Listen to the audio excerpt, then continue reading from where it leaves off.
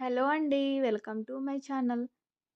కొత్తగా చూస్తున్న వాళ్ళైతే like and subscribe. Stove on చేసుకొని బాణీ పెట్టుకోవాలి.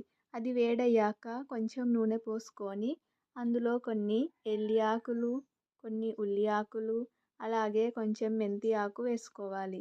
అలాగే కట్ చేసుకొని పెట్టుకున్న పచ్చిమిర్చి కూడా వేసుకొని బాగా కలుపుకోవాలి. ఈ విధంగా బాగా కలుపుకున్నాక అందులో కొంచెం ఉప్పు, కొంచెం పసుపు వేసుకొని మళ్ళీ బాగా కలుపుకోవాలి. అలాగే కట్ చేసుకొని పెట్టుకున్న క్యాబేజీని కూడా వేసుకోవాలి. వేసుకొని బాగా కలిపి అందులో కొన్ని టమాటాలు కూడా వేసుకొని బాగా కలుపుకోవాలి. కొద్దిసేపు మూత పెట్టుకొని ఉంచాలి. తర్వాత మూత తీసి మళ్ళీ బాగా కలుపుకోవాలి. ఇలా మధ్య మధ్యలో కలుపుతూ ఒక 15 నిమిషాలు ఉడకనివ్వాలి. అంతే.